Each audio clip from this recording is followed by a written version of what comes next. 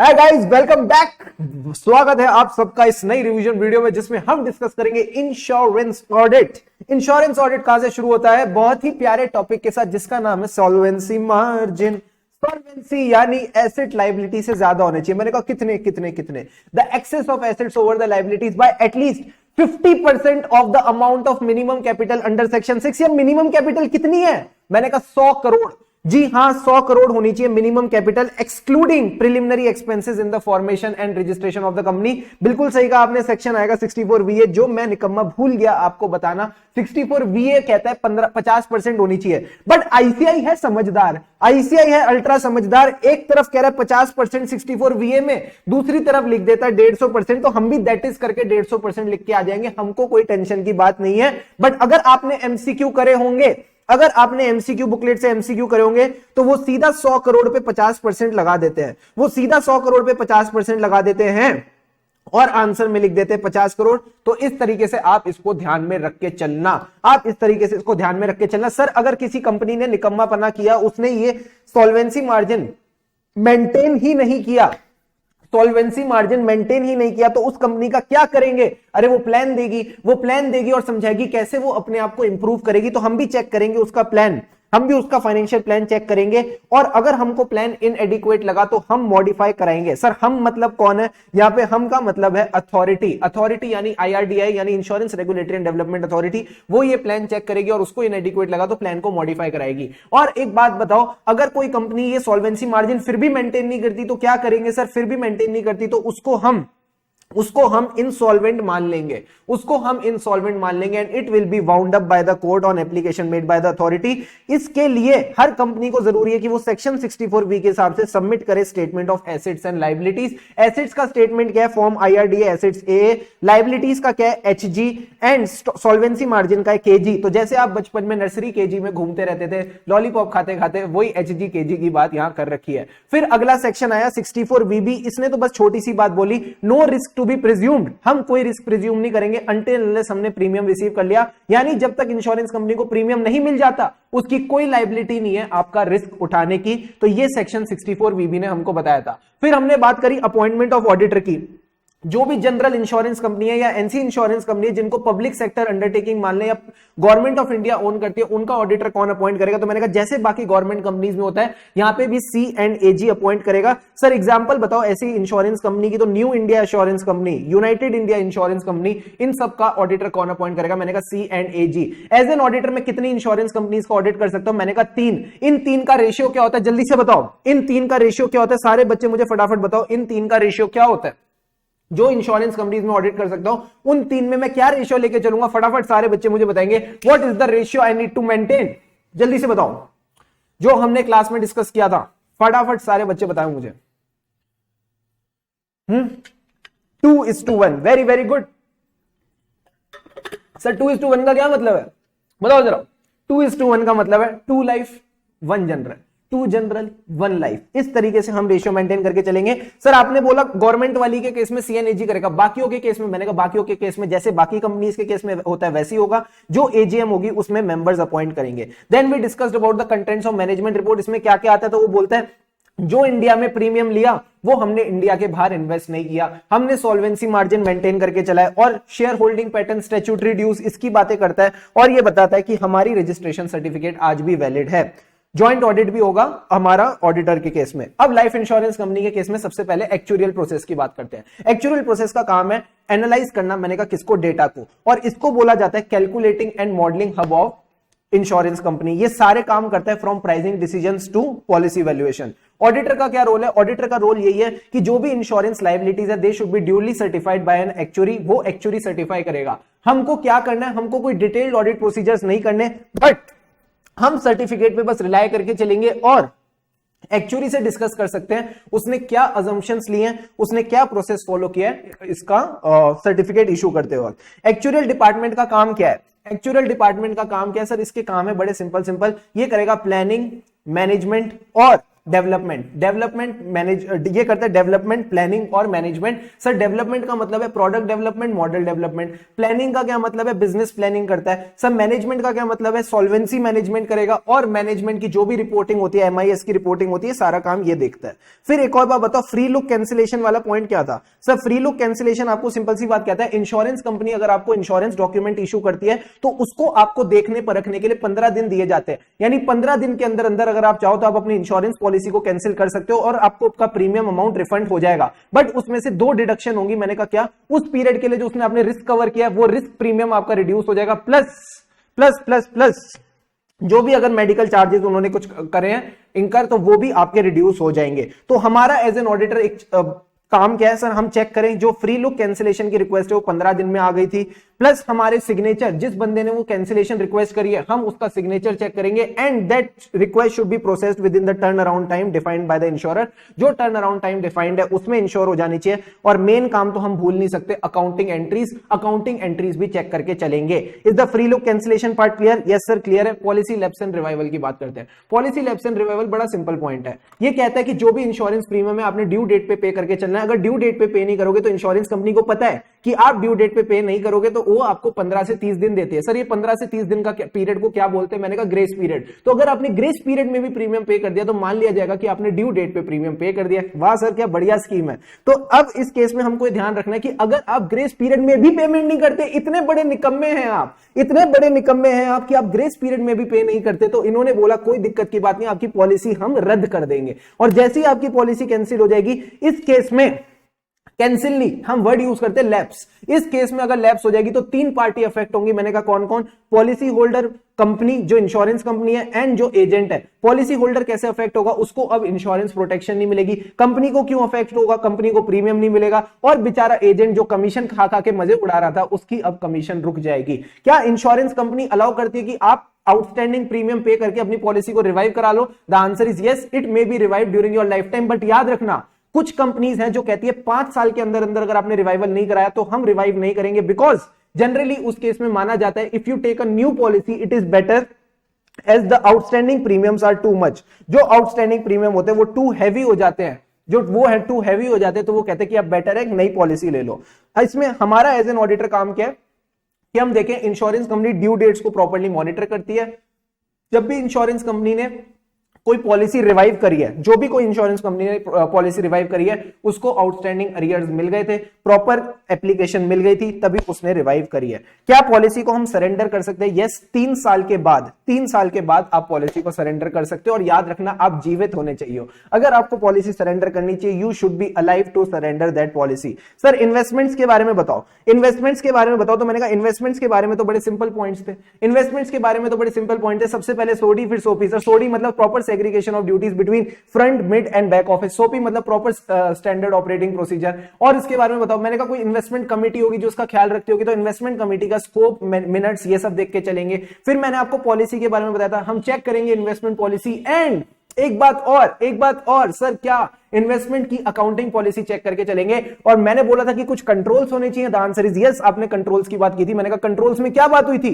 Controls regarding the personal dealing, insider trading and front running. सारे बच्चे बताओ, are you able to recollect these points? क्या आपको ये पॉइंट्स रिकलेक्ट हो रहे हैं या नहीं? फटाफट टेल मी, कम ऑन बताओ, क्या ये पॉइंट्स रिकलेक्ट हो रहे हैं कि नहीं? जल्दी बताएंगे सारे बच्चे मुझे।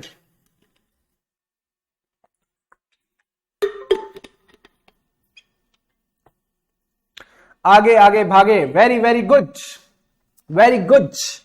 चलो जी, अब एफआर रिवाइज कर लेते हैं। तो ब्रेक से पहले आई थिंक यही सब डिस्कस किया था। उस दिन जब हम क्लास कर रहे थे, मुझे फीलिंग भी आ रही है कि क्लास में जब हम डिस्कस कर रहे तो यहां पे हमने ब्रेक ले लिया था। रियल एस्टेट इन्वेस्टमेंट प्रॉपर्टी, यहां पे ब्रेक लिया था। तो देखो ब्रेक तक तो हमारा कवर भी हो गया। सबसे पहले बात करते हैं लिस्टेड अनलिस्टेड की। लिस्टेड और अनलिस्टेड की बात कर लेते हैं। Very good, yes sir, able to collect, very very good. चलो जी, अब बात करते हैं लिस्टेड और अनलिस्टेड की।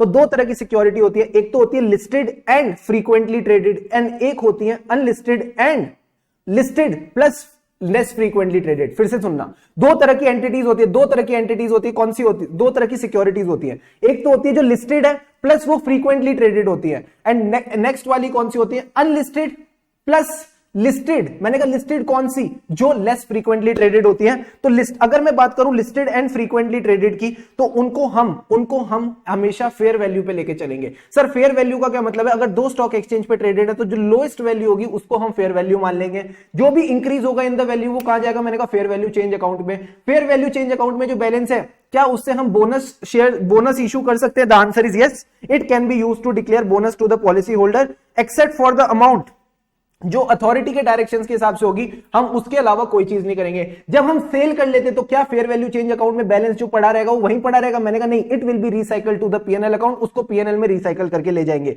तो यही जो आप अपने एफआर में करते हो वही बातें यहां पे लिख रखी थी। और एक बात और बताओ, अगर आपके फेयर वैल्यू चेंज अकाउंट में कोई डेबिट बैलेंस है तो उसका क्या करोगे? सर उसको रिड्यूस करेंगे while declaring dividends to the share holders. तो जब भी हम डिविडेंड डिक्लेयर करेंगे तो डेबिट बैलेंस को रिड्यूस करेंगे। सर इंपेयरमेंट के बारे में बताओ, हर बैलेंस शीट डेट पे इंपेयरमेंट असेस होगी, हर बैलेंस शीट डेट पे इंपेयरमेंट असेस होगी, और जो भी इंपेयरमेंट लॉस होगा हम पीएनएल और रेवेन्यू में बुक करेंगे। पीएनएल और रेवेन्यू में बुक करेंगे, मैंने कहा कितना, जितना इंपेयरमेंट लॉस है माइनस जो इंपेयरमेंट लॉस ऑलरेडी बुक कर चुके हैं, उसके बाद जो बैलेंस आएगा उतना हम पीएनएल में बुक करेंगे।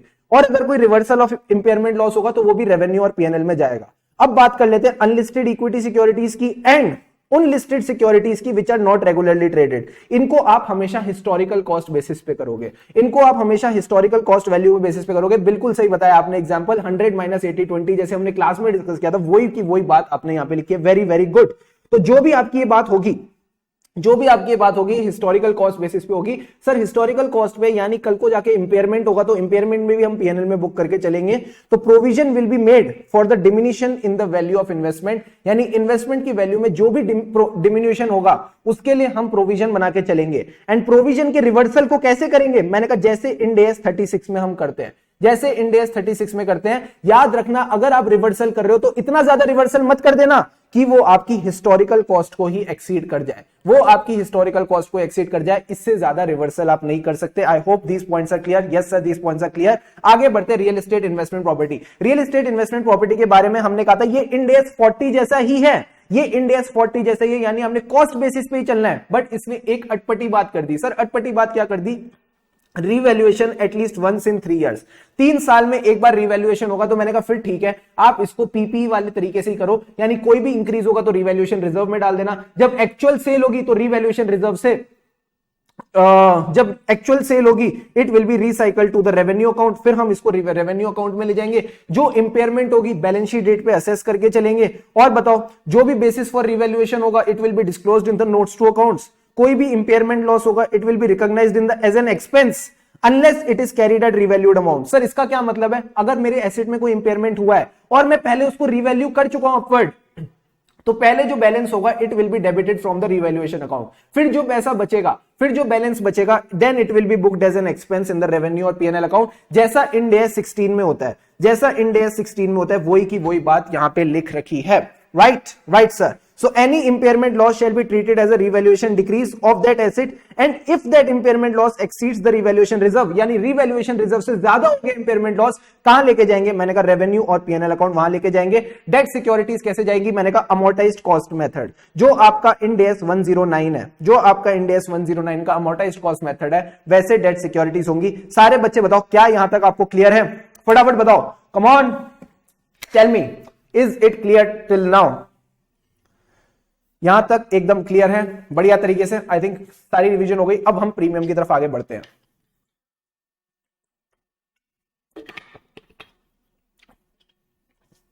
बताइए सर। राइट, ये तो पूरी एफआर की रिवीजन थी। लास्ट के जो 2 टॉपिक्स थे ये तो प्रॉपर एफआर की ही रिवीजन थी। राइट सर, क्लियर है। चलो जी, अब बात करते हैं ऑडिट ऑफ प्रीमियम की। सारे बच्चे बिना देखे जल्दी से बताओ क्या क्या पॉइंट्स थे। बिना देखे जल्दी से बताओ क्या क्या पॉइंट्स थे। आपको खुद को रिकलेक्ट होने चाहिए, मेरे बताने से कुछ नहीं होगा। एग्जाम आपने खुद बैठ के देना है। आप मुझे बताओ ऑडिट ऑफ प्रीमियम में आपने क्या क्या पॉइंट्स डिस्कस करे थे। देखते किस किस बच्चे को कितने पॉइंट्स याद आते हैं। जल्दी से बताओ, आप बताओ क्या क्या पॉइंट्स याद आ रहे हैं, फटाफट बताओ। Collection of premium, very good. और बताओ calculation of premium, very good. Collection में आपने बोला सेपरेट बैंक अकाउंट में आना चाहिए, क्या बात है। डेली रिकंसिलिएशन होनी चाहिए, collection should be deposited on timely basis, very good. और बताओ और बताओ और बताओ। कलेक्शन से पहले क्या करेंगे, कैलकुलेट भी तो करेंगे कि प्रीमियम ठीक से कैलकुलेट होना चाहिए, राइट राइट, प्रीमियम ठीक से कैलकुलेट होना चाहिए। और बताओ, कलेक्शन हो गया, कैलकुलेशन हो गया, उसके बाद हमने जो कलेक्शन किया उसको क्या करेंगे, उसको क्या करेंगे, जल्दी से बताओ। Calculation, collection, recognition, very good, recognition करेंगे ऑफ रेवेन्यू एंड कुछ अमाउंट रिकॉग्नाइज हो जाएगा इस रेवेन्यू एंड कुछ अमाउंट कहां जाएगा सर, एडवांस प्रीमियम में, राइट। कैलकुलेशन, कलेक्शन, रिकॉग्निशन, आगे आगे आगे आगे आगे आगे। रिकॉग्निशन के बाद क्या, रिकॉग्निशन का अगला स्टेप क्या था, रिकॉग्निशन ऑफ इनकम के बाद, गुड, रिकॉग्निशन ऑफ इनकम में हम चेक करेंगे करेक्ट एलोकेशन होनी चाहिए, इशूड पॉलिसीज के हिसाब से होना चाहिए, not on the underwriting dates, reconciliation होनी चाहिए एंड देन हम आखिरी में क्या करेंगे सर, एडवांस के बाद हम प्रीमियम फिगर्स को रिपोर्ट करेंगे टू आईआरडीए और मैनेजमेंट एंड देन हमारा अदर एरियाज वाला पॉइंट आ जाएगा, राइट। तो एक बार मैं फटाफट करा देता हूं क्या क्या पॉइंट्स है सर। सबसे पहले तो premium should be properly calculated, हम कैलकुलेशन ऑफ प्रीमियम देखेंगे अकाउंटिंग सिस्टम के हिसाब से, हर प्रीमियम मोड के लिए ठीक से कैलकुलेशन होनी चाहिए। फिर जो प्रीमियम कलेक्ट करेंगे उसको सेपरेट बैंक अकाउंट में डाला जाएगा, हमारे बैंक अकाउंट में नहीं जाएगा, नॉर्मल बैंक अकाउंट में नहीं जाएगा, सेपरेट बैंक अकाउंट में जाएगा, टाइमली बेसिस पे चला जाना चाहिए एंड और क्या होना चाहिए, डेली रिकंसिलेशन होनी चाहिए। फिर मैंने बोला था कि कुछ पैसा हम रिकॉग्नाइज करेंगे एज इनकम और कुछ एडवांस प्रीमियम में जाएगा, तो जो इनकम रिकॉग्नाइज होगी वो होगी on the basis of issued policy, not on the underwriting dates, correctly allocate होगा to all components of policy, plus reconciliation होनी चाहिए, प्लस रिकंसिलेशन हमारी बनती रहनी चाहिए। एडवांस प्रीमियम के केस में था कि हमारे जो सिस्टम होना चाहिए उसको समझ आना चाहिए कौन सा प्रीमियम इनकम है, कौन सा एडवांस प्रीमियम है, और जब हमारी ड्यू डेट्स आ जाए तो वो एडवांस प्रीमियम को इनकम रिकॉग्नाइज कर ले। ये एडवांस प्रीमियम का केस था। प्रीमियम की फिगर्स किसको बतानी है, मैंने कहा मैनेजमेंट को बतानी है। जो हमारी MIS की रिपोर्ट जाती है उसमें हम मैनेजमेंट को बताएंगे एंड इसमें हमको और ज्यादा कुछ देखने वाली चीज नहीं थी। अदर एरियाज में क्या आते हैं सर, SOP, SOD और हमने बात करी थी DA मैट्रिक्स की। SOP मतलब स्टैंडर्ड ऑपरेटिंग प्रोसेस होना चाहिए जो कंपनीज ने लगा रखा होना चाहिए। सर सेग्रीगेशन ऑफ ड्यूटीज में हमने क्या बोला था कि प्रीमियम रिकॉग्निशन एंड रिफंड दोनों इंडिपेंडेंट प्रोसेस होंगे, तो अलग अलग लोग ये काम करेंगे। एंड अगली बात हमने डिस्कस करी थी डेलीगेशन ऑफ अथॉरिटी मैट्रिक्स को यहां पे हम चेक करके चलेंगे, राइट राइट सर। अब बात करते हैं क्लेम्स की, अब बात करते हैं क्लेम्स की। Claims in case of life insurance, life insurance के केस में हमने क्लेम्स की बात की थी, not that important from exam point of view but still it can be asked in exam. तो हमने कहा 5 पॉइंट को एक बार कंसीडर करके चलते क्या क्या है। तो स्टैंडर्ड पॉलिसी डॉक्यूमेंट टेम्पलेट से हमको पता चलेगा क्या क्या डॉक्यूमेंट्स आने चाहिए, क्या क्या डॉक्यूमेंट्री एविडेंस रिक्वायर्ड है, और जो भी क्लेम्स आएंगे उनके लिए प्रॉपर रजिस्टर मेंटेन होगा। मैंने कहा बिल्कुल सही। जो क्लेम्स आएंगे उनको सिस्टम में भी एंटर करेंगे, मैंने कहा बिल्कुल सही। कोई क्लेम अगर रिजेक्ट किया है तो उसके बारे में रीजन बता दो क्यों रिजेक्ट किया है। And last but not the least, appropriate KYC documents आ जाने चाहिए। एंड अगर एप्रोप्रिएट केवाईसी डॉक्यूमेंट्स नहीं आए तो 15 दिन के अंदर अंदर आप सामने वाले को बताओगे कि उनके डॉक्यूमेंट्स में कोई कमी है, उनके डॉक्यूमेंट्स में कोई कमी है, तो ये बात आपको बता के चलनी पड़ेगी। तो just read through these points, if asked you can write something in the exam, right sir, right sir. 15 दिन वाली बात बस ध्यान रखना, ठीक है। कमीशन पेबल टू एजेंट, ये एक इंपॉर्टेंट पॉइंट है, ध्यान रखेंगे sir. Commission payable to agent मतलब जो भी हमारी इंश्योरेंस पॉलिसीज होती है कौन बिकवाता है, एजेंट बिकवाता है। तो एजेंट क्या डिजर्व करता है, कमीशन डिजर्व करता है। तो मैंने कहा इसमें हमको ये चेक करना है कैलकुलेशन ऑफ कमीशन। कैलकुलेशन के बाद हम पेमेंट चेक करेंगे, जो पेमेंट होगी दे should be in sync with the premium collection system, यानी इधर से प्रीमियम कलेक्ट होगा उधर से पेमेंट रिलीज हो जाएगी। तो commission payment system should be in sync with the premium collection system. Make sure that the premium is paid with in the limits prescribed by IRDI, यानी जो IRDI की limits हैं उसके हिसाब से ही हमारा कमीशन पेमेंट होनी चाहिए। एंड इसकी कंप्लीटनेस चेक करेंगे। तो 4 पॉइंट्स क्या क्या हो गए, सबसे पहले तो कैलकुलेशन चेक करेंगे, फिर इसकी पेमेंट चेक करेंगे, payment should be within the limits prescribed by IRDI and completeness check करके चलेंगे, कंप्लीटनेस चेक करके चलेंगे। यही 4 पॉइंट हमको इसमें ध्यान रखना है। फिर से एक बार रिवाइज करा दो सर। मैंने कहा पहला पॉइंट क्या था सर, पहला पॉइंट था कमीशन की हमको क्या चेक करनी है।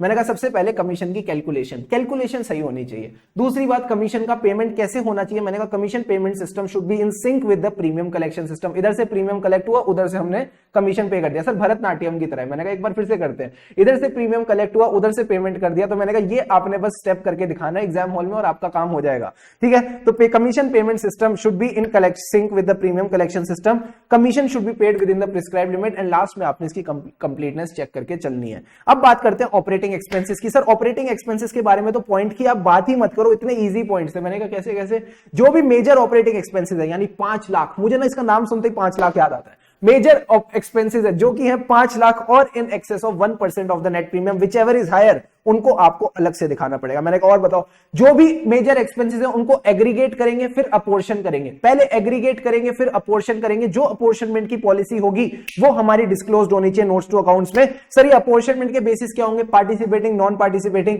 लिंक्ड, नॉन लिंक्ड, जो हमने प्रॉपर डिस्कशन की थी वही हमको यहां पे लिखनी है। और अगर कोई एक्सपेंस कवर्ड नहीं है 14 हेड्स में तो मैंने कहा उसको बोलो भाड़ में जाए, ठीक है। जो एक्सपेंस कवर्ड नहीं है 14 हेड्स में मैंने कहा उसको बोलो भाड़ में, जैसे भाड़ में जाए मतलब अदर्स में डाल देंगे, काम खत्म। This is all about the operating expense. बड़ा सिंपल सा टॉपिक है, एग्जाम में आ जाएगा तो फ्री के नंबर है। Employ remuneration and welfare benefits, जो हमने केबीसी की गेम खेली थी वही बात यहां पे लिख रखी है। अगर हम एम्प्लॉयज को कोई भी पैसा देंगे, कोई भी पैसा देंगे तो वो employ remuneration and welfare benefits में आएगा, इंक्लूडिंग अगर आपके एम्प्लॉय ने आपको पॉलिसी सेल करके दी है, आपके एम्प्लॉय ने आपको पॉलिसी सेल करके दी है और आप उस एम्प्लॉय को कोई इंसेंटिव पे कर रहे हो फॉर सेलिंग दैट पॉलिसी, वो भी इसी हेड में आएगा, वो भी इसी हेड में आएगा, वो कमीशन का पार्ट नहीं बनेगा। एक बार जस्ट इन पॉइंट्स को रीड कर लेना और कुछ करने की जरूरत नहीं है, it will help you in your MCQs. जल्दी से बताओ लाइफ इंश्योरेंस पॉलिसी वाले पॉइंट्स क्लियर हैं कि नहीं, जल्दी से बताओ लाइफ इंश्योरेंस पॉलिसी वाले पॉइंट्स रिवाइज हो गए कि नहीं। सो लाइफ इंश्योरेंस तो हमने फटाफट बढ़िया तरीके से रिवाइज कर ही लिया, राइट। नॉन ट्रेनिंग वाला आपने पॉइंट हाईलाइट कराया था, yes, non training expenses have to be shown separately.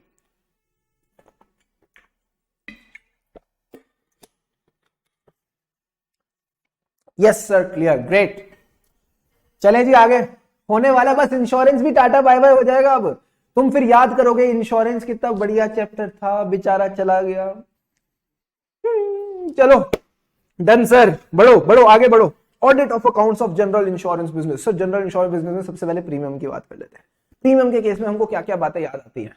सबसे पहले आएगा इंटरनल कंट्रोल्स, इंटरनल कंट्रोल्स की बात करेंगे। इसमें तो याद है मैंने तुमको A1 A2 A3 बना के दिखाए थे, याद है A1 A2 A3 बना के दिखाए थे सर, हाँ A1 A2 A3 बना के दिखाए थे। इंटरनल कंट्रोल्स की बात करेंगे, प्लस प्रीमियम की बात करेंगे। जो भी प्रीमियम रिकॉग्नाइज होगा as income for a risk incepting during the year, उसको एज ए इनकम रिकॉग्नाइज करेंगे। जो अगले साल का उसको एडवांस में डालेंगे। फिर एजेंट्स की बात की थी, एजेंट्स की बात की थी, यस सर यस, एजेंट्स की बात की थी। और एजेंट्स की बात में हमने बोला था क्या, जो भी एजेंट्स भागता भागता आएगा बैलेंस शीट डेट के बाद अपना प्रीमियम का कलेक्शन लेके, उसमें चेक करेंगे कि क्या ये जो प्रीमियम का कलेक्शन है ये इस साल को रिलेट तो नहीं करता, इस साल की रिस्क को तो नहीं रिलेट करता। तो मैंने कहा A1 तो ये हो गया। A2 की बात बताओ, मैंने कहा A2 ने बोला सर एजेंट प्रीमियम इकट्ठा कर चुका है, एजेंट प्रीमियम इकट्ठा कर चुका है, तो उसको बोल दो कि हमको जल्दी से दे दे, उसमें कोई देरी ना करे। जो भी हमारे बिहाफ पे प्रीमियम कलेक्ट करेगा एजेंट, जो भी मनी कलेक्ट करेगा agent, it should be received by the company as quickly as possible. Sir A2 भी हो गया, A3 बता दो। मैंने कहा A3 ने बोला सिंपल सी बात, अगर हमको किसी एजेंट ने प्रीमियम लाके दिया है और वो पॉलिसी कैंसिल हो जाती है, सर कैंसिल हो जाती है यानी फ्री लुक कैंसिलेशन के अंडर हमने उसको कैंसिल कर दिया, तो वहां पे भी हमको उसको रिफंड करना पड़ेगा, तो हम अपनी एजेंसी कमीशन भी रिकवर कर लेंगे। क्या ये 3 पॉइंट हमने एजेंट वाली बात की थी? सर हाँ, ये 3 पॉइंट हमने एजेंट वाली बात की थी। और हमको बताओ सर A के बाद क्या आया था? B। सर B से क्या आया था? मैंने कहा BG, BG यानी बैंक गारंटी। चेक कर लो whether the bank guarantees against which the policies have been issued, क्या वो बैंक गारंटी वैलिड है, एंड ट्रैकिंग मैकेनिज्म हमको चेक करना पड़ेगा। C का मतलब था सर, C का मतलब था cancellation of policy. Cancellation of policy यानी जहां पे भी पॉलिसी कैंसिल हुई थी, जहां पे भी कैंसिल हुई थी पॉलिसी या कवर नोट्स इशू जो हुए थे वो कैंसिल हो गए। No risk has been assumed between the date of issue and subsequent collection thereof. यहां हमारी प्रीमियम की सारी बातें कवर हो जाती है। इंटरनल कंट्रोल, प्रीमियम की income recognition, then ABC। ABC में मतलब A1 A2 A3 BC। Sir A1 A2 A3 यानी 3 पॉइंट एजेंट के थे, B पॉइंट बैंक गारंटी का, एंड C पॉइंट था कैंसिलेशन ऑफ पॉलिसी। यहां हमारा पूरा वेरिफिकेशन ऑफ प्रीमियम ओवर हो जाता है। क्या बताओ, ये आपको बढ़िया आया? मजा आ गया? मजा आ गया रिवाइज करके? जल्दी से बताओ सारे बच्चे मुझे, क्या ये पॉइंट्स रिवाइज करके मजा आ गया? मुझे तो सच में मजा आ गया। मेरे को जैसे ही वो पॉइंट्स रिकलेक्ट हो गए, टॉपिक देखते ही जैसे पॉइंट्स रिकलेक्ट हो गए, वैसे ही मजा आ गया। इसमें कोई दिक्कत की बात ही नहीं है। जल्दी से बताओ सारे बच्चे मुझे, आर दीज पॉइंट्स क्लियर? फटाफट देखो और कंफर्म करो, ऐसे ही हम आगे बढ़ते हैं। मजा आ गया सर, ग्रेट।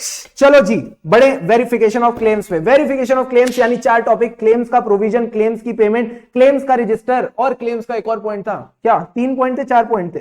3 ही पॉइंट है। चलो अच्छा लक है हमारा, हमको 4 पॉइंट नहीं 3 पॉइंट करने। क्लेम्स के प्रोविजन में एक बात बताओ, किसका प्रोविजन बनता है? सर उन क्लेम्स का प्रोविजन बनेगा जो हमको इंटीमेट तो हो गए हैं बट हमने उनकी पेमेंट नहीं करी। All the unsettled claims at the year and, यानी हमारे ईयर एंड पे जितने भी अनसेटल्ड क्लेम्स हैं, ईयर एंड पे जितने भी अनसेटल्ड क्लेम्स हैं, उनका हम प्रोविजन बना के चलेंगे। प्लस उन्हीं क्लेम्स का प्रोविजन बनाएंगे जिसपे हमारी लायबिलिटी है। मैंने कहा हमारी लायबिलिटी है मतलब पहली बात तो हमारी पॉलिसी उस टाइम पे करंट थी, वो एक्सपायर नहीं हुई थी, risk was covered by the policy and claim arose during the period, वो उस पीरियड में नहीं आया जिसके लिए हमको रिस्क कवर करने की जरूरत ही नहीं। फिर हमने बात करी थी सर को इंश्योरेंस की, फिर हमने बात करी थी अंडर इंश्योरेंस की, जहां अंडर इंश्योरेंस है वहां एवरेज क्लॉज आएगा, जहां को इंश्योरेंस है सिर्फ हम अपने शेयर का क्लेम बनाएंगे। और एक बात बताओ, जितना इंश्योर्ड अमाउंट है क्या उससे ज्यादा का क्लेम बनाएंगे? The answer is no. And net of salvage value हम इसको बना के चलेंगे। यही हमको 4-5 बातें बस इसमें कवर करके चलनी थी। Plus no contingent liability, contingent liability का कोई केस नहीं है, प्रोविजन ही बनेगा अगर क्लेम आपको इंटीमेट हो चुका है, एंड जो भी इंटीमेशन ऑफ लॉस है वो रीजनेबल टाइम में होना चाहिए। अब रजिस्टर की बात कर लेते हैं। तो register is a basically a process, register is a basically a process कि ये एक प्रोसेस होता है क्लेम का, कि क्लेम इंटीमेट होता है, फिर हम क्लेम को पे करते हैं या डिसबर्स करते हैं बैंक बुक से। फिर हमने बात करी थी क्लेम डॉकेट, जिसमें पूरा का पूरा कहानी थी कि सामने वाले ने क्लेम इंटीमेट किया, फोटोग्राफ खींची, वहां पे क्या क्या हुआ था।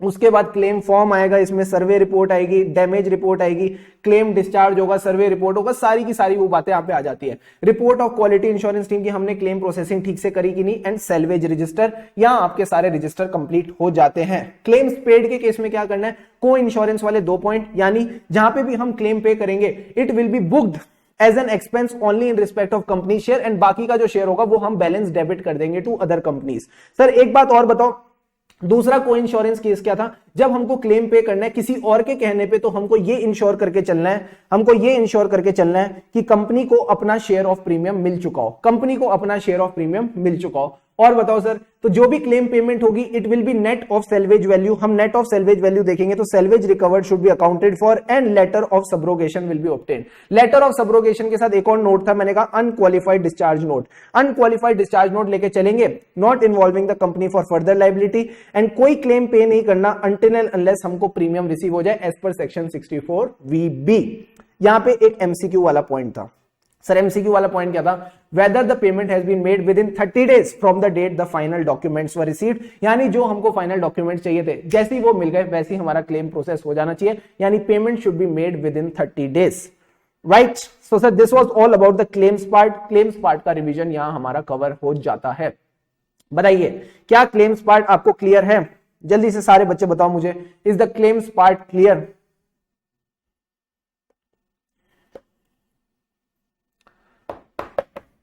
Right right sir. अब बढ़ते हैं कमीशन और ब्रोकरेज की बात करते हैं। कमीशन और ब्रोकरेज जनरल इंश्योरेंस कंपनी के केस में, कमीशन और ब्रोकरेज जनरल इंश्योरेंस कंपनी के केस में हमको ये बात याद रखनी है, हमको उससे ज्यादा नहीं देना जितना IRDA ने कहा है, not in excess of the limits prescribed bye IRDA। जितना IRDA ने कहा उससे ज्यादा नहीं होगा, तो मैंने कहा कितना होगा, उस रेट पे होगा that we have agreed with the agent and communicated to IRDA, तो ये होगा। प्लस उसी एजेंट को होगा which have solicited the business for us, यानी जो जिसने हमको बिजनेस लाके दिया है, जिसने हमको बिजनेस लाके दिया उसी को देंगे, और उसकी प्रॉपर चेक करेंगे कि वो ब्लैक लिस्टेड ना हो, वो ब्लैक लिस्टेड नहीं होना चाहिए IRDA के हिसाब से। तो 4 पॉइंट क्या होगा, मैंने कहा पहली बात तो जो कमीशन होगी not in excess of the limits of IRDA, तो मैंने कहा कितना होगा, आप सबने बोला सर उतना होगा जितना हमने एजेंट के साथ एग्री किया है एंड IRDA को कम्युनिकेट किया है, सिर्फ उसी को देना जो आपको बिजनेस सॉलिसिट करके दे, plus that person should not be black listed. मैंने कहा और बताओ सर इस केस में क्या याद रखना था, मैंने कहा वाउचिंग, वाउचिंग में हमको वाउच करनी है disbursement entries with respect to the commission claims and statement जो हमको एजेंट देता है, एंड एक और चीज चेक करेंगे, voucher should be authorised and उन पे प्रॉपर TDS डिडक्टेड होना चाहिए, एंड आखिरी में हम करेक्टनेस चेक करके चलेंगे, जो भी कमीशन की करेक्टनेस है वो सही होनी चाहिए, right. This is all about commission और ब्रोकरेज वाला पार्ट। फिर हमने डिस्कस किया था outstanding premium and agent balances. Outstanding premium and agent balances में पहले बात की थी डेबिट की, फिर बात की थी क्रेडिट की। तो सबसे पहले बात की थी पहले बात की थी क्रेडिट की, फिर बात की थी डेबिट की। पहले तो इंक्वायर करो reasons for long outstanding credit balances in case of premium. जो भी हमारे प्रीमियम अकाउंट में क्रेडिट बैलेंसेस है उनके रीजंस पूछो एंड एग्जामिन करो रीजंस को कि क्यों आउटस्टैंडिंग क्रेडिट बैलेंस आ रहे प्रीमियम के केस में। फिर हमने कहा कंट्रोल अकाउंट के डेबिट बैलेंसेस देखो, कंट्रोल अकाउंट के डेबिट बैलेंसेस यानी एग्जांपल के तौर पे ले लो, एजेंट के केस में डेबिट बैलेंस आ रहा है, यानी एजेंट से रिकवरी पेंडिंग है, तो एजेंट से पैसा अब तक क्यों नहीं आ रहा, तो क्रेडिट डेबिट। फिर हम वेरीफाई करेंगे ओल्ड बैलेंसेस, ओल्ड मतलब इनऑपरेटिव बैलेंसेस, ओल्ड मतलब इनऑपरेटिव बैलेंसेस, हम एग्जामिन करेंगे inoperative balances and the treatment given respect of old balances. मैंने कहा एग्जामिन कर लिया इनऑपरेटिव बैलेंसेस को, अब रीजन समझो ये ओल्ड बैलेंसेस को रिटेन क्यों कर रहे हैं, reasons for retaining the old balances. फिर इनको वेरीफाई करके चलो, वेरीफाई करो ओल्ड डेबिट बैलेंसेस को विच में रिक्वायर प्रोविजन और एडजस्टमेंट, यानी डेबिट बैलेंस में हमको अगर रिकवरी पे शक है, हमको अगर इनकी रिकवरी पे शक है तो इन शक को कवर करने के लिए हमको प्रोविजन और एडजस्टमेंट करके चलना पड़ेगा। एंड लास्ट के 2 पॉइंट्स क्या थे sir? Sector wise, age wise analysis. Premium के केस में हमको देखना है बैंक गारंटी है कि नहीं, या फिर हमारा प्रीमियम कलेक्ट हो ही नहीं चुका। तो मैंने कहा ये प्रीमियम वाले 3 पॉइंट्स हमको याद रखने थे। सर प्रीमियम वाले केस में क्या करना था? Age wise, sector wise analysis. फिर हमको चेक करना था कि प्रीमियम के केस में कहीं ऐसा तो नहीं प्रीमियम कलेक्ट ही हो चुका, और अगर प्रीमियम कलेक्ट नहीं हुआ है तो हमारे पास इसके लिए बैंक गारंटी या डिपॉजिट्स होने चाहिए। तो एक बार फिर से रिवाइज कर लेते हैं। Outstanding premium and agent balances important topic है। May 22 की आरटीपी में भी आई थिंक ये आया हुआ है, किसी बच्चे ने मुझे बताया था May 22 की आरटीपी में भी आया हुआ है। तो यहां पे हमको ये चीजों को देख के चलना है। सबसे पहले बताओ क्रेडिट बैलेंस, फिर डेबिट बैलेंस। डेबिट बैलेंस यानी कंट्रोल अकाउंट डेबिट बैलेंस। फिर आपने क्या करना है? एग्जामिन करना है किनको? इन ऑपरेटिव बैलेंसेस को, एंड अंडरस्टैंड करना है reasons for retaining old balances. फिर आप वेरीफाई करोगे ओल्ड बैलेंसेस को, ओल्ड डेबिट बैलेंसेस को, और चेक करोगे क्या इनमें प्रोविजन और एडजस्टमेंट की जरूरत है। लास्ट के 3 पॉइंट प्रीमियम वाले। मैंने कहा प्रीमियम वाले 3 पॉइंट क्या है? Check the sector wise, age wise analysis. क्या प्रीमियम ऑलरेडी आ चुका है? नहीं आया तो क्या हमारे पास बैंक गारंटी या डिपॉजिट है? सच्ची सच्ची बताओ, क्या ये पॉइंट क्लियर है? Right? Is this topic revised? जल्दी से बताओ मुझे, जल्दी से बताओ। बस आखिरी के 1-2 टॉपिक रह गए हैं और चैप्टर जाने वाला है। जल्दी बताइए, इज दिस पॉइंट क्लियर? क्या आप सब मेरे साथ हो या मैं आगे ही जाता जा रहा हूं? बताइए।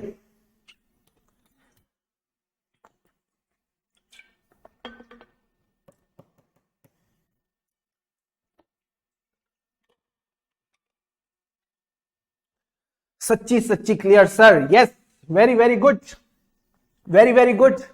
बढ़े आगे सर, बढ़ो। अब यूआरआर की बात करते हैं सर। यूआरआर मतलब अनएक्सपायर्ड रिस्क रिजर्व। हमने पॉलिसी तो इशू कर दी, हमने पॉलिसी तो इशू कर दी, और हम एक दिन पे अपने अकाउंट्स भी क्लोज कर देते हैं, यानी 31 मार्च को हम अपने अकाउंट्स क्लोज कर देते हैं। बट 31 मार्च को रिस्क खत्म नहीं होती, 31 मार्च को रिस्क खत्म नहीं होती। तो मैंने कहा क्या करें सर? प्रोविजन बना लो। अरे नालायक को, प्रोविजन कैसे बना ले? प्रोविजन कैसे बना ले मेरे दोस्तों? प्रोविजन कैसे बना ले? प्रोविजन बनाना होता तो वो तो तब होता है ना जब प्रेजेंट ऑब्लिगेशन हो। अभी प्रेजेंट ऑब्लिगेशन नहीं है, मुझे लगता है कि लायबिलिटी आ सकती है, तो सर क्या करे? सर जुगाड़ कर लो, अनएक्सपायर्ड रिस्क रिजर्व बना लो। अनएक्सपायर्ड रिस्क रिजर्व बना लो। मैंने कहा 2 मेथड बताओ क्या है? 2 मेथड है, 1/365 मेथड, और दूसरा मेथड है 50% ऑफ द प्रीमियम अमाउंट। तो आप कैसे लिखोगे इसके बारे में? हम बोलेंगे all policies are renewed annually but certain policies are not renewed, जिनको हम शॉर्ट पीरियड पॉलिसीज बोलते हैं। उन शॉर्ट पीरियड पॉलिसीज के केस में आपने बोलना है कि हमारे अकाउंट्स एक पर्टिकुलर डेट पे क्लोज हो जाते हैं, but not all the risk expire on that date. उस डेट पे सारी रिस्क एक्सपायर नहीं होती, कुछ रिस्क कंटिन्यू करती चली जाती है। उन केसेस में there is an unexpired liability. उन केसेस में क्लोजिंग डेट पे अनएक्सपायर्ड लायबिलिटी है which can occur during the remaining term of the policy beyond the year end। इसलिए हमको ये रिजर्व बनाना पड़ रहा है। मैंने कहा 2 मेथड क्या है? एक तो आप कैलकुलेट कर सकते हो on the basis of proportionate number of days, जिसको हम बोलते हैं 1/365 मेथड, या फिर आप दूसरा मेथड यूज कर सकते हो of taking the URR directly on the 50% of the premium amount. तो जो मैंने आपको फ्लो चार्ट से समझाई थी बातें, उन्हीं को बस दिमाग में रखो और ये बातें आपने लिखनी है और कुछ भी नहीं करना। इनकम टैक्स के प्रोविजन के हिसाब से आपको पता है 50% रिडक्शन और 100% किसके केस में? मरीन के केस में। बाकी सबके केस में 50% रिडक्शन होती है, चाहे वो फायर हो या मिसलेनियस हो। तो उस केस में, पुष्पा वाले केस में भी, पुष्पा कहता है ना फायर है मैं, तो पुष्पा बोलेगा मेरे को 50% रिडक्शन दो, और जो मरीन वाला बंदा है वो 100% से खुश हो जाएगा। जल्दी बताओ क्या ये पॉइंट्स क्लियर है? हाँ सर ये पॉइंट्स क्लियर है। री इंश्योरेंस को भी रिवीजन में डालना है या तुम खुद रिवाइज कर लोगे? जल्दी से बताओ। री इंश्योरेंस और इसके बाद जो 1.5 पेज रह गए, क्या ये आप खुद रिवाइज करना चाहोगे? जल्दी से बताओ मुझे। Do you want to revise this on your own? क्या आप ये खुद रिवाइज करेंगे? जल्दी से बताएं सारे बच्चे। री इंश्योरेंस वाला पार्ट क्या आप खुद रिवाइज करना चाहोगे, या वो भी इसी रिवीजन में हम कवर करके चले? जल्दी से बताओ।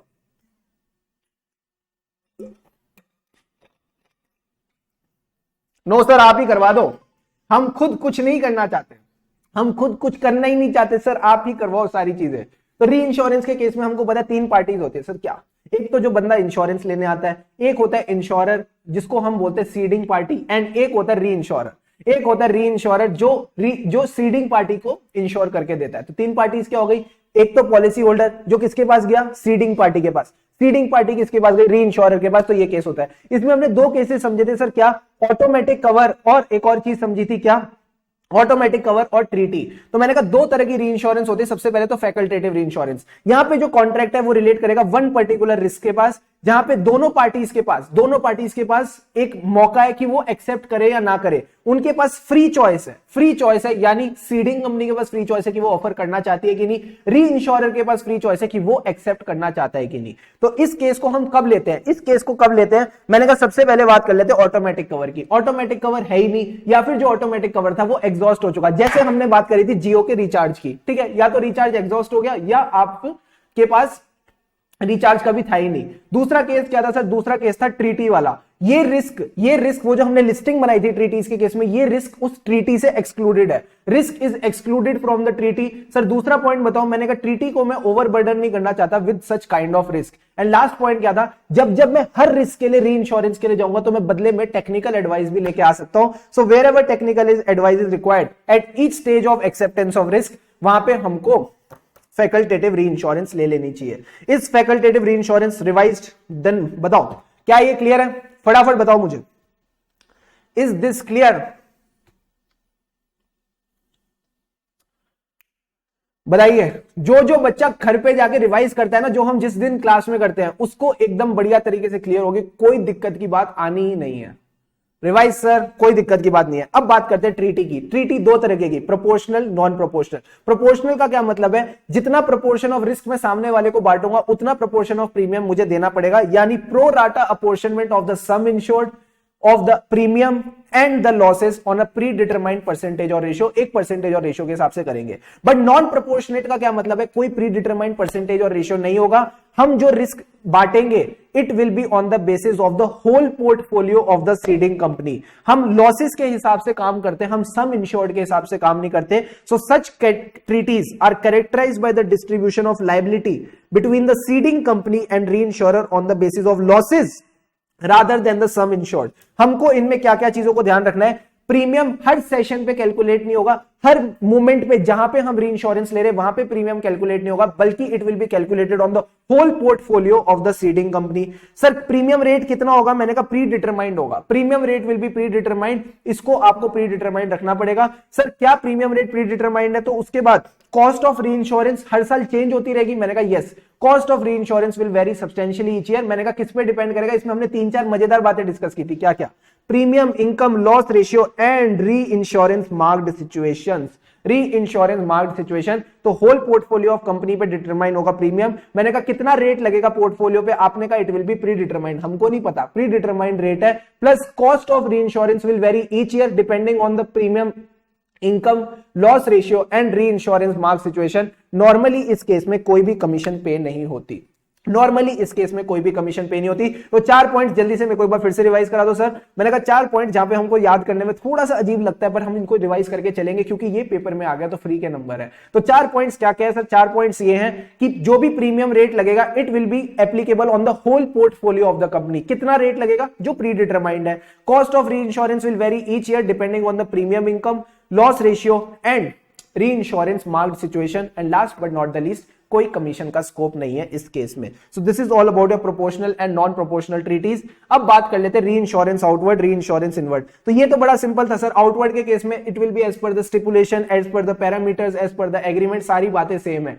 और जो भी फॉरेक्स वाली ट्रांजेक्शन होंगी, they will be as per the foreign exchange regulation. So all the outward remittances to the foreign reinsurers will be as per the foreign exchange regulations and commission will also be as per the terms of the agreement. तो जो भी outward contracts होंगे वो कैसे होंगे, as per the parameters and guidelines applicable to the relevant year. ठीक है sir. और बताओ एग्रीमेंट्स के हिसाब से होगा, स्टिपुलेशंस के हिसाब से होगा, स्टिपुलेशन भी एग्रीमेंट होता है, हमको ऑलरेडी पता है। और बताओ इसके वजह में क्या होगा, जो भी हमारी आउटवर्ड रेमिटेंसेज होगी, उसमें हमको फॉरेन एक्सचेंज रेगुलेशंस यानी फेमा वेमा के साथ कंप्लाई करके चलना पड़ेगा। And last but not the least, commission will be as per the terms of agreement. तो गाइडलाइंस, एग्रीमेंट, स्टिपुलेशन, बस इन बातों का तुमको ध्यान रख के चलना है।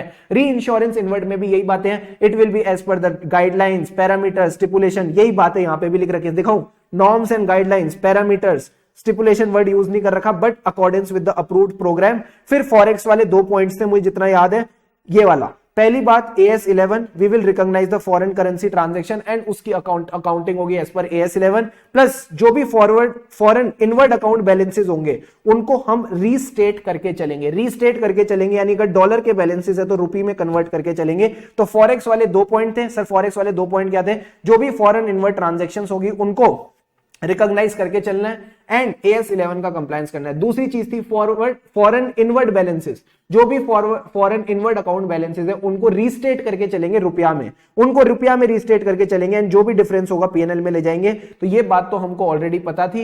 एंड कैसे होंगे ये transaction, as per the norms, guidelines, agreements and approved programme, इस हिसाब से हम काम करके चलेंगे। राइट सर, ये सारे पॉइंट्स क्लियर है। ट्रेड क्रेडिट इंश्योरेंस की बात कर लेते हैं, very very important from exam point of view, बहुत इंपॉर्टेंट है। पहली बात बताओ, लॉस क्यों होगा? लॉस इसलिए होगा क्योंकि हमको ट्रेड रिसीवेबल्स नहीं मिले, हमको लॉस हो गया on the goods and services that we sold to the trade receivable. अब इसमें क्या होता है सर, इसमें क्या होता है, हम कौन है, पॉलिसी होल्डर कौन है, वो एक सप्लायर।